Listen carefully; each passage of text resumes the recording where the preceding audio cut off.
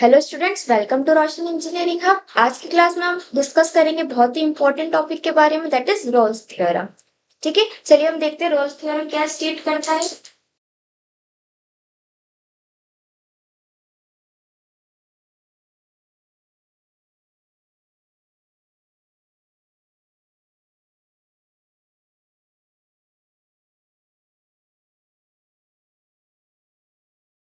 Function f of x is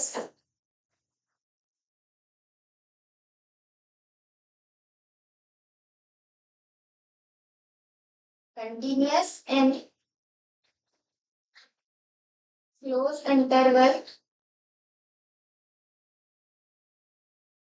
b comma b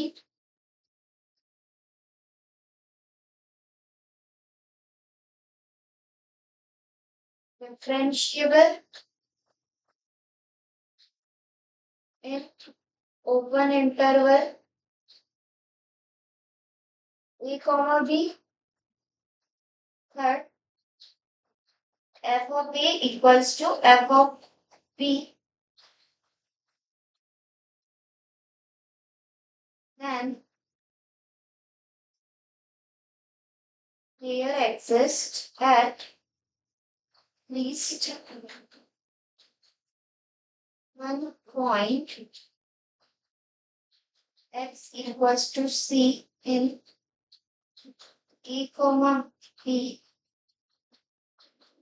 such that f dash c is equals to।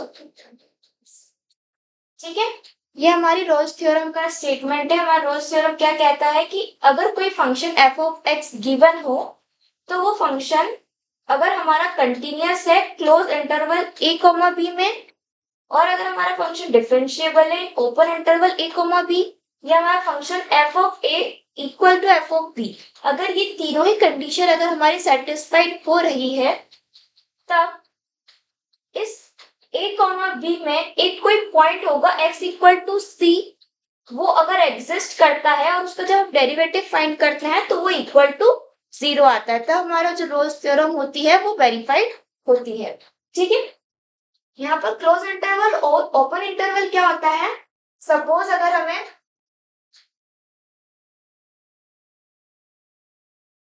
Three comma seven दे रखा है, या हमें three comma seven दे रखा, ये हमारा close interval में है और ये हमारा ओपन इंटरवल में है। क्लोज इंटरवल में क्या होता है,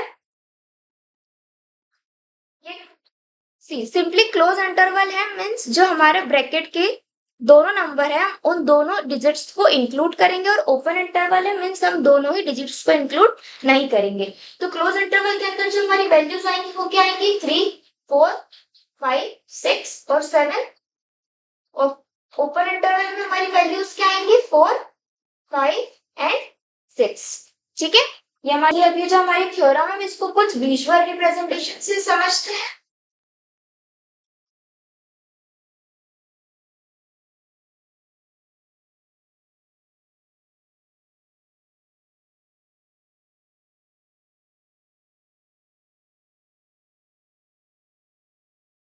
तो हमें ये ग्राफ दे रखा है, ठीक है,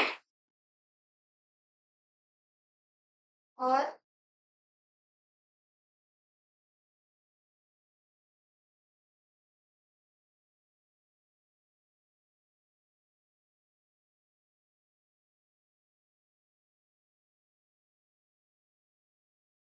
ये रहा हमारा फंक्शन।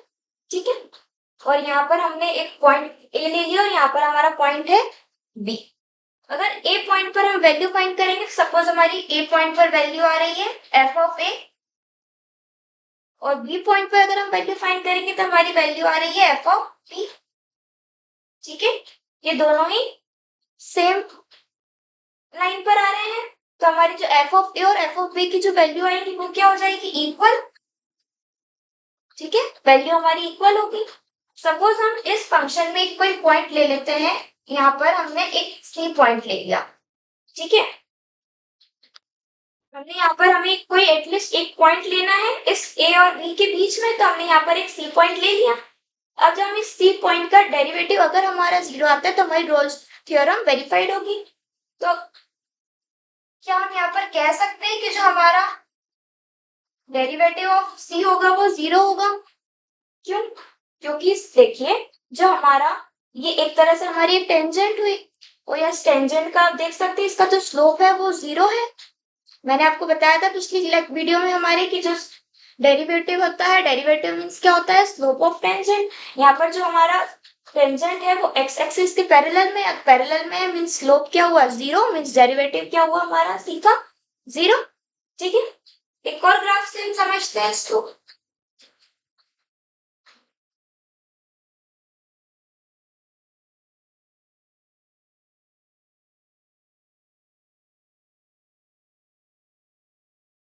सपोज हमें कुछ ऐसा फंक्शन दे रखा हो, ठीक है, ये रहा हमारा पॉइंट ए और ये रहा हमारा पॉइंट बी। यहाँ पर तो हमारी लाइन सेम थी, इक्वल में थी, पैरेलल थी। अब यहाँ पर चलो हमने कर्व शेप ले लिया। ये रही हमारा पॉइंट ए, हमारा पॉइंट बी है। ए पॉइंट पर हमारी वैल्यू क्या आएगी? F of A. बी की हमारी वैल्यू क्या आएगी? F of b. दोनों ही इक्वल लेवल पर है, तो हमारा जो एफ ऑफ ए और एफ ऑफ बी क्या है? इक्वल हुई। ठीक है, अब यहाँ पर हम एक सॉरी हमारे फंक्शन पर अब एक पॉइंट ले लेते हैं सी। यहाँ पर क्या हम कह सकते हैं जो हमारा सी का जो डेरिवेटिव होगा वो 0 होगा? क्यों? क्योंकि सब यहाँ पर देखिए हमने एक टेंजेंट ले ली। अगेन ये जो टेंजेंट है वो हमारे एक्स एक्सिस के पैरेलल आ रही है, मींस हमारा जो स्लोप होगा वो क्या होगा? 0 होगा। स्लोप अगर 0 होगा मींस जो हमारा पॉइंट का डेरिवेटिव होगा वो भी 0 होगा। ठीक है, एक और ग्राफ से हम इसको समझ लेते हैं।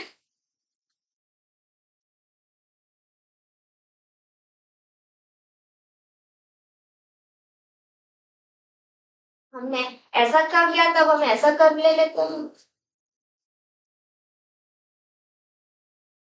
ये रहा हमारा पॉइंट ए, ये रहा हमारा पॉइंट बी।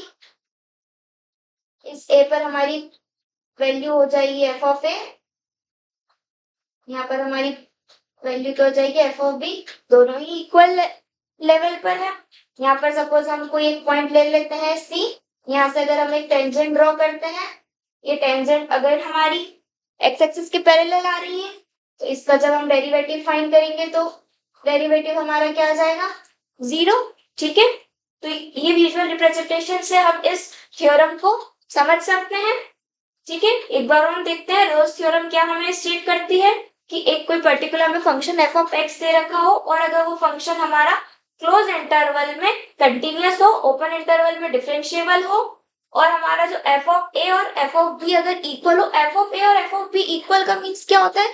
अगर कोई फंक्शन एफ ऑफ एक्स है, अगर उस एफ ऑफ एक्स में अगर हम ए की वैल्यू पुट करते हैं तो हमें जो वैल्यू आती है, और फिर जब हम एफ ऑफ बी को पुट करते हैं तब जो हमारी वैल्यू आती है, अगर वो वैल्यू हमारी इक्वल हो तो हमारी जो थर्ड कंडीशन होती है वो सेटिस्फाइड होती है। जब हमारी तीनों कंडीशन सेटिस्फाइड होती है, तब हम देखते हैं कि जो हमारा इंटरवल है उसमें कहीं पर एक पॉइंट होगा x इक्वल टू सी। अगर उस पर हमारा डेरिवेटिव, उस पॉइंट का जब हम डेरिवेटिव कैलकुलेट करते हो अगर वो 0 आ रहा है, मीन्स हमारी रोल्स थ्योरम जो होती है वो वेरीफाइड होती है। ठीक है, आप इसको नोट डाउन कर लीजिए, फिर हम कुछ क्वेश्चंस को देखते हैं।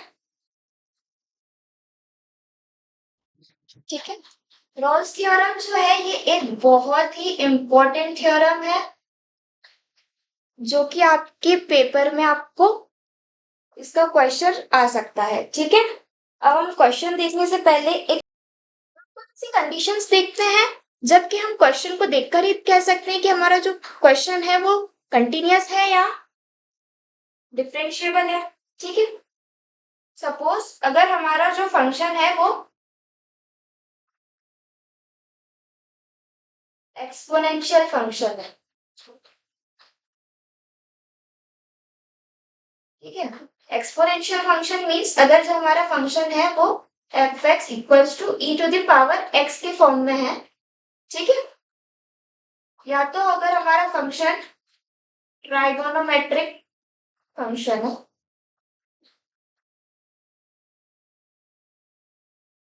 Means f of x is equals to sine x के फॉर्म में है, या जो हमारा फंक्शन है वो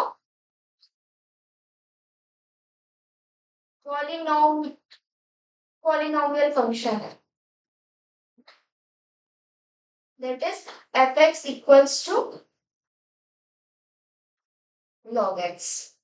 ठीक है, अगर हमारा फंक्शन जो गिवन है अगर वो एक्सपोनेंशियल, ट्राइग्नोमेट्रिक या पॉलिनोमियल इन तीनों में से अगर कोई से भी फॉर्म में होता है तो हम उस फंक्शन को डायरेक्टली देखकर कह सकते हैं कि जो हमारा फंक्शन है वो कंटिन्यूअस फंक्शन भी है और डिफरेंशिएबल फंक्शन भी है। उसके लिए हमको दोनों को सॉल्व करने की जरूरत नहीं है। अगर ये कंडीशन हमारी तीनों ही सेटिस्फाइड होती है तो जो हमारा फंक्शन होता है वो कंटिन्यूअस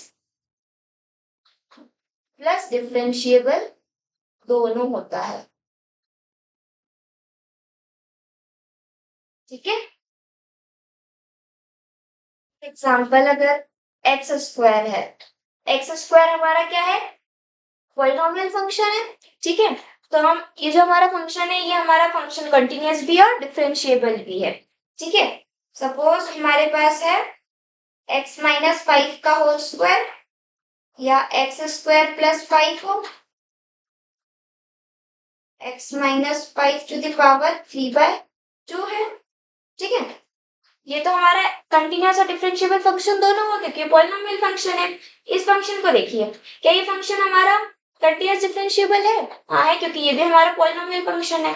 ये भी हमारा पॉलिनोमियल फंक्शन है तो ये भी कंटिन्यूअस और डिफरेंशिएबल होगा। ये फंक्शन नहीं, ये फंक्शन जो है हमारा पॉलिनोमियल फंक्शन नहीं है, ना हमारा ट्रिग्नोमेट्रिक फंक्शन, ना एक्सपोनेंशियल फंक्शन है। तो ये फंक्शन जो होगा ये हमारा ना कंटिन्यूअस है और ना डिफरेंशिएबल है।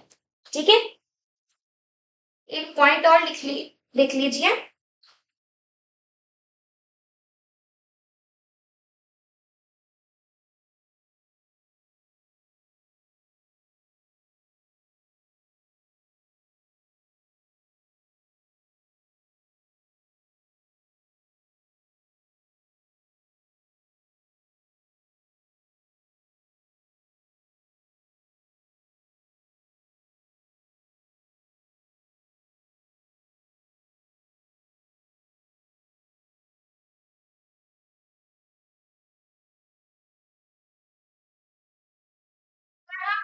कोई भी दो कंटिन्यूअस फंक्शन का अगर हम मल्टीप्लाई करते हैं, एडिशन करते हैं, सब्ट्रैक्शन करते हैं, रेशियो फाइंड करते हैं, डिवाइड करते हैं, कुछ भी करते हैं तो भी हमारा जो फंक्शन होता है वो भी कंटिन्यूअस ही होता है।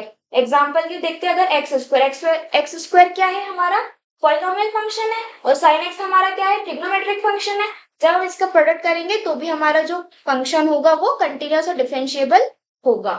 ठीक है, एक और एग्जाम्पल देखते हैं। सपोज हमें गिवन हो f(x) equals to x² plus 1 3 - x। इसके लिए हमें कंडीशन गिवन हो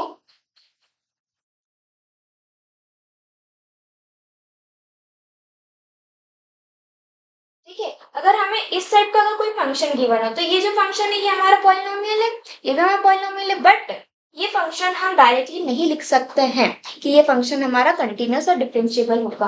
अगर हमारी को ये कंडीशंस गिवन हो तब हम क्या करेंगे, जो कॉमन हमें कनेक्शन गिवन हो, जैसे यहाँ पर भी वन हो यहाँ पर भी वन हो, तो हम इन दोनों पॉइंट के लिए कंटिन्यूटी को चेक करेंगे,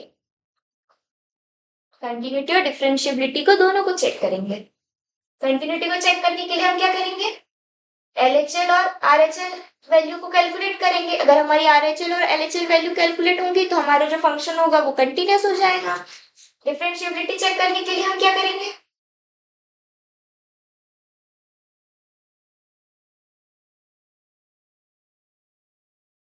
हम RHD और LHD means right hand derivative और लेफ्ट हैंड डेरिवेटिव को कैलकुलेट करेंगे। अगर वो दोनों इक्वल होंगे तो जो हमारा फंक्शन होगा वो डिफरेंशिएबल हो जाएगा। ये कैसे कैलकुलेट करते हैं हमने हमारी प्रीवियस वीडियोस में देखा था। अगर आपने प्रीवियस वीडियोस को नहीं देखा हो तो लिंक डिस्क्रिप्शन बॉक्स में आप वहां जाकर उसको चेकआउट कर सकते हैं। ठीक है, इसको नोट डाउन कर लीजिए, फिर हम कुछ क्वेश्चंस को देखेंगे जो आपके पेपर में आ सकते हैं।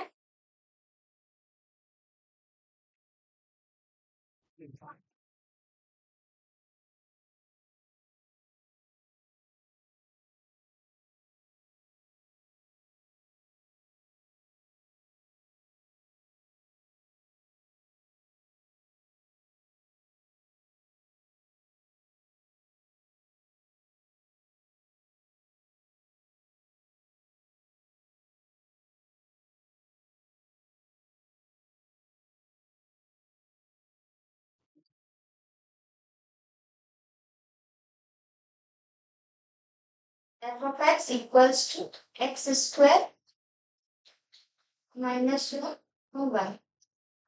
ठीक है, हमें फंक्शन दे रखा है एक्स स्क्वायर और हमें इंटरवल क्या दे रखा है -1 to 1। अब हमें ये देख चेक करना है कि ये जो हमारा फंक्शन है वो रोल्स थ्योरम को वेरीफाई कर रहा है या नहीं कर रहा है। ठीक है, एक्स स्क्वायर ये फंक्शन क्या है, हमारा पॉलिनोमियल फंक्शन है। पॉलिनोमियल फंक्शन है तो मतलब ये हमारा फंक्शन है वो कंटिन्यूअस और डिफरेंशिएबल दोनों होगा। ठीक है, तो हम यहाँ पर लिख सकते हैं कि जो एफ ऑफ एक्स है इस continuous at close interval -1, and f of x is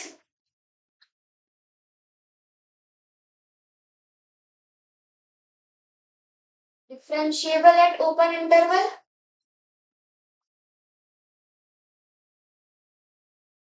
-1, 1। ठीक है, मीन्स हमारी जो फर्स्ट टू कंडीशंस थी वो दोनों कंडीशंस तो हमारी सेटिस्फाइड हो गई है। थर्ड कंडीशंस के लिए हम वैल्यू पुट कर कर देखते हैं। एफ ऑफ एक्स हमारा क्या है, एक्स स्क्वायर। ठीक है, अब पहले हम -1 के लिए कैलकुलेट करते हैं। माइनस के लिए कैलकुलेट करते हैं। -1 हमारा क्या हो गया, -1 का square that is 1। F of 1 के लिए देखते हैं तो 1 का स्क्वायर दैट इज 1। मीन्स हमारा जो एफ ऑफ ए है वो इक्वल टू है एफ ऑफ बी के। ठीक है, मीन्स हमारी थर्ड कंडीशंस भी सेटिस्फाइड हो गई। यहाँ पे लिख देते therefore all the conditions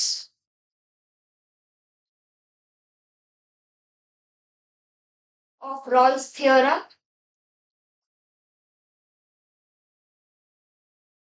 are satisfied। अब जब हमारी तीनों कंडीशन सेटिस्फाइड हो जाएगी तब हमें क्या चेक करना है कि इस पर्टिकुलर इंटरवल के बीच में अगर कोई पॉइंट एग्जिस्ट करता है और उस पॉइंट के लिए जो हमारा डेरिवेटिव होगा वो 0 आएगा तो ही हमारी रोल्स थ्योरम वेरीफाइड होगी। ठीक है, तो हम पहले फंक्शन लेते हैं। हमारा क्या फंक्शन था, f x equals to x square. पहले हम इसका डेरिवेटिव फाइंड करते हैं। एफ डैश एक्स क्या हो जाएगा, एक्स स्क्वायर का डेरिवेटिव हमारे क्या होगा 2x। ठीक है, अब हम क्या करते हैं, जो हमारा जहां पर भी हमारा x लिखा होगा उसको हम c से रिप्लेस कर देते हैं। तो एफ डैश सी हमारा क्या हो जाएगा 2c। ठीक है, अब हमें जो एफ डैश सी है उसको हमें 0 वेरीफाई करना है।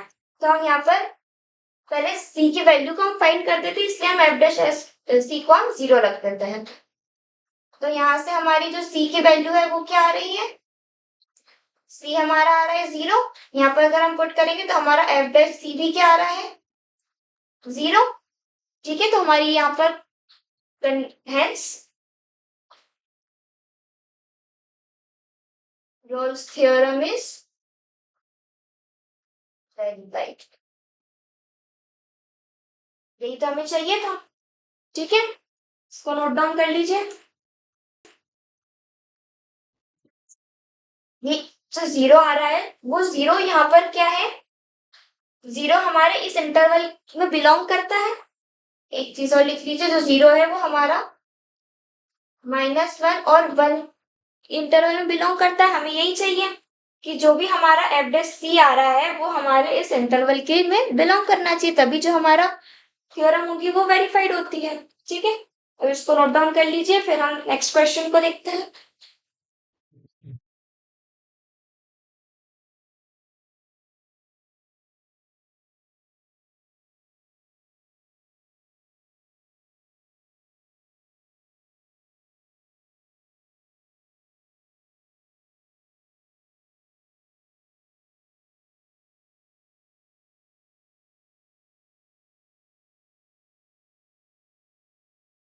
हम नेक्स्ट क्वेश्चन देखते हैं। F of x equals to x square plus 1 3 minus x 0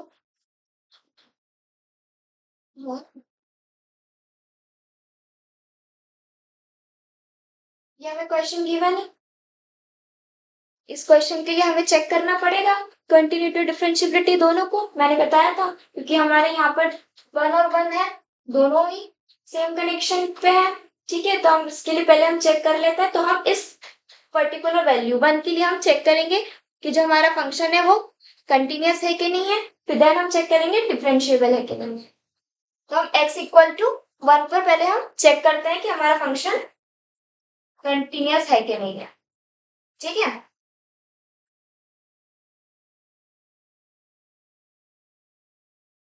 उसके लिए हमें क्या फाइंड करना पड़ेगा, एलएचएल। एलएचएल कैसे फाइंड करते हैं, limit x tends to 1 minus LHL के लिए मीन्स हमारा जो x से पहले हमारी वैल्यू आएगी, मीन्स जो x से हमारा लेस देन होना चाहिए, तो उसके लिए हम कौन सा फंक्शन रखेंगे, ये वाला x square plus 1 limit x tends to 1 minus value रखेंगे तो ये -1 का square plus 1 that is 1 plus 1 that is 2। ठीक है, जरा आरएचएल को फाइंड करते हैं। आरएचएल के लिए क्या होगा, limit x tends to 1 plus, अब हम ये वाला फंक्शन लेंगे 3 माइनस एक्स। क्यों, क्योंकि यहाँ पर हमारा जो 1 से जो ग्रेटर वैल्यू आएगी वो ये वाले फंक्शन के लिए आएगी।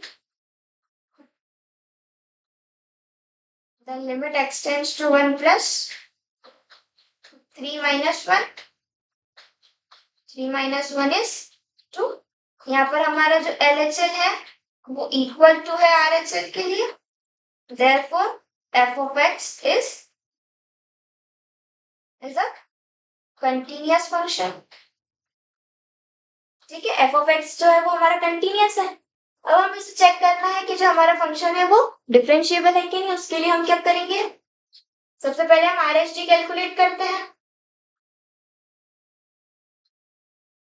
Limit h tends to 0, RHD का हमारा फॉर्मूला क्या था, f of a plus h minus f of a upon h, यही था। ठीक है, then limit h tends to 0। अब ये हमारा जो फंक्शन है आरएचडी के लिए हमारा फंक्शन क्या होगा, नेक्स्ट वाला। ठीक है, तो हम क्या करेंगे, जो a प्लस एच है उसको हम रिप्लेस कर देंगे x के साथ में। ठीक है, तो ये हमारा क्या हो जाएगा, 3 minus a plus H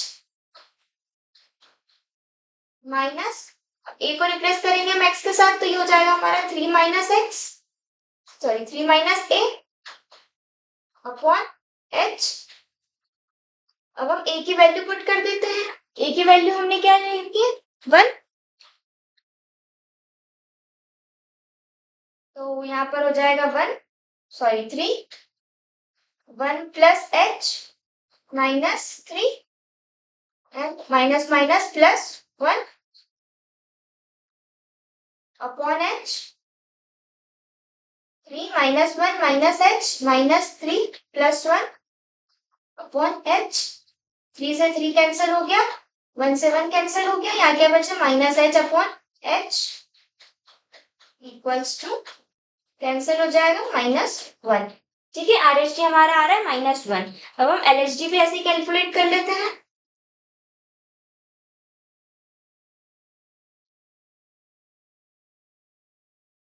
LHD का हमारा फॉर्मूला क्या होता है, limit h tends to 0 f of a minus h minus f of a upon minus h, then limit h tends to 0।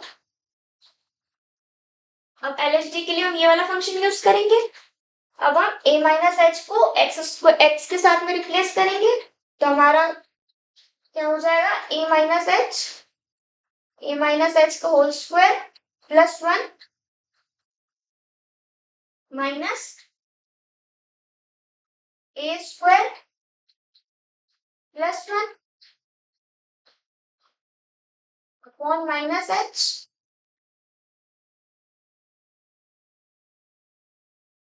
इसको हम a माइनस बी का होल स्क्वायर है, इसको हम खोलेंगे तो ये क्या हो जाएगा, एक काम करते हैं, पहले हम वैल्यू को पुट कर देते हैं ए की जगह पर 1 माइनस एच का whole square plus 1 minus 1 then plus minus -1 upon minus H. Value put करते हैं, क्या हो जाएगा A square minus B A square plus B square minus 2ab A square 1 A square plus B square plus B square minus 2ab, ठीक है, plus 1 upon minus H, ठीक है। इस 1 से ये 1 कैंसिल हो जाएगा, ये वाले 1 से ये वाला 1 कैंसिल हो जाएगा। क्या बच रहा है हमारा H square minus 2h upon minus H. ऊपर से हम h को कॉमन ले लेते हैं, h minus 2 upon minus H, यहाँ से ये कैंसिल हो जाएगा, ये क्या बचेगा, माइनस साइन ऊपर जाएगा, minus h minus 2 then minus h plus 2, ठीक है। अब h टेंड्स टू 0 तो हम h की वैल्यू को रख देते हैं, तो ये -0 हो जाएगा प्लस 2 बचेगा, ठीक है। हमारा LHD क्या आ रहा है 2, बट हमारा LHD क्या आ रहा था -1। Since RHD is not equal to LHD, therefore f of x is not differentiable।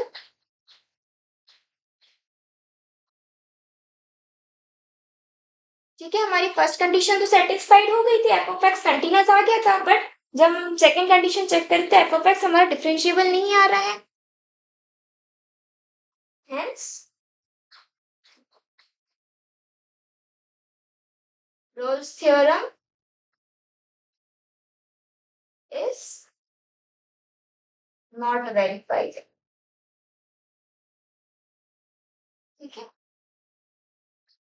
So note down कर लीजिए, फिर एक और क्वेश्चन को देखते हैं।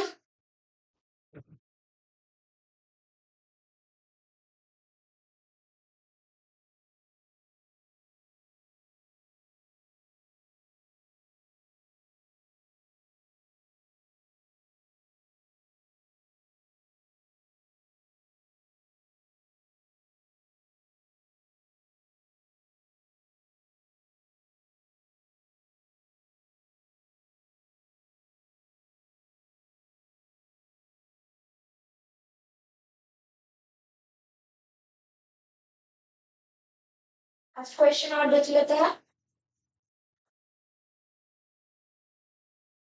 एफ एक्स इक्वल्स टू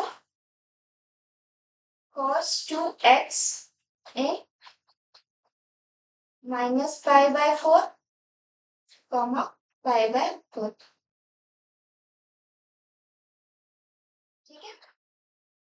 हमें प्रूफ करना है कि जो फंक्शन है वो रोल्स थ्योरम को वेरीफाई करता है कि नहीं, ठीक है। ये जो हमारा फंक्शन है वो ट्रिग्नोमेट्रिक फंक्शन है, since f of x is a trigonometric function, ठीक है। therefore f of x is continuous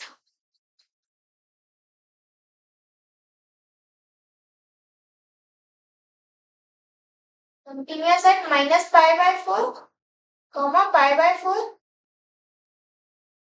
and f of x is differentiable at minus pi by 4 comma pi by 4,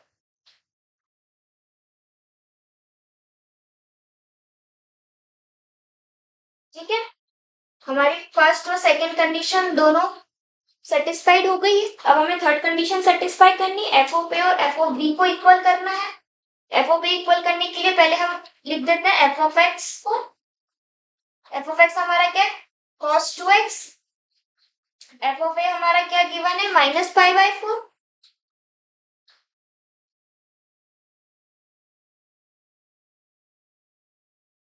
cos 2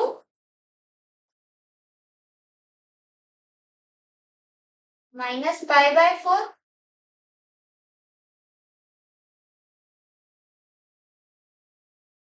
ये क्या हो जाएगा, cos -π/2। हमारा cos -π/2 क्या होगा, 0। ठीक है, देन बी के लिए क्या फाइंड करेंगे, π/4 के लिए फाइंड करते हैं, cos 2 π/4, देन cos ये अगेन π/2 हो जाएगा, देन अगेन cos π/2 क्या होता है, 0। यहाँ पर हमारा जो एफ ऑफ ए है वो इक्वल टू आ रहा है एफ ऑफ बी के, मीन्स जो हमारी थर्ड कंडीशन है वो भी सेटिस्फाइड हो गई। Therefore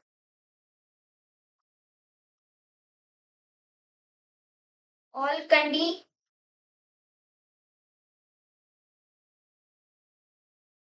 conditions of Rolle's theorem are satisfied. अब हम क्या करेंगे, अब हम इस फंक्शन का डेरिवेटिव फाइंड कर लेते हैं। एफ ऑफ एक्स हमारा क्या है, cos 2x। cos 2x का हम डेरिवेटिव फाइंड करेंगे तो क्या आएगा, cos 2x क्या होता है, -2 sin x, -2 sin क्या थीटा क्या है, 2x है। ठीक है, हम एक्स प्लेस पर c को पुट कर देते हैं, -2 sin 2c। ठीक है, अब हम एफ डैश सी को 0 रख देते हैं, तो ये क्या हो जाएगा हमारा, 2 इस साइड जाएगा तो ये साइन 2c हमारा क्या हो जाएगा, 0। ठीक है, अब देखिए सिंस साइन थीटा जो होता है वो 0 होता है when theta is equals to n pi, where n जो होता है वो बिलोंग्स करता है इंटीजर को। ठीक है, हमारा साइन थीटा 0 होता है तब जो हमारा थीटा होता है वो n पाई के इक्वल होता है। तो यहाँ पर हमारा थीटा क्या है, 2c, तो हम 2c को n पाई लिख सकते हैं। ठीक है, तो जो हमारी c की वैल्यू क्या आ रही है, n पाई/2। चेक करते हैं कि जो हमारी c की वैल्यू आ रही है n पाई/2 वो इस पर्टिकुलर इंटरवल के अंदर एग्जिस्ट कर रही है या नहीं कर रही है। कि अगर इस इंटरवल के अंदर एग्जिस्ट करेगी तभी हम कह पाएंगे कि हमारा जो रोल्स थ्योरम है वो इस फंक्शन के लिए वेरीफाई हो रहा है। हम देखते हैं, लेट पहले तो हम n को 0 रख देते हैं। ठीक है, तो हमारे जो c की वैल्यू आएगी वो क्या आ रही है, 0 π/2 दैट इज इक्वल्स टू 0। ठीक है, 0 n की जगह पर जब हम 0 रखा तो हमारी c की वैल्यू आ रही है 0, जो कि हमारे इस इंटरवल को बिलोंग कर रही है, -π/4 को और -π/4 और π/4 को हमारी c की वैल्यू बिलोंग कर रही है। मींस जो हमारा c है वो इस वैल्यू के अंदर एग्जिस्ट कर रहा है। और जब हम इस वैल्यू को हम यहाँ पर पुट अप करेंगे तो जो हमारा एफ डैश सी आ रहा है वो भी 0 आ रहा है। तो hence Rolle's theorem is verified. यही हमें आंसर चाहिए था।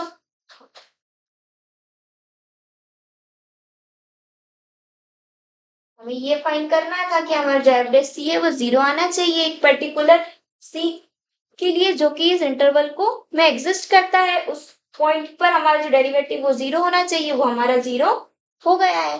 ठीक है, इसको भी नोट डाउन कर लीजिए। ठीक है, आज की क्लास में हमने स्टडी करा रोल्स थ्योरम के बारे में। अगर आपको समझ आया हो तो वीडियो को लाइक शेयर सब्सक्राइब जरूर करें। मिलते हैं नेक्स्ट वीडियो में, तब तक के लिए keep learning and keep growing. Thank you.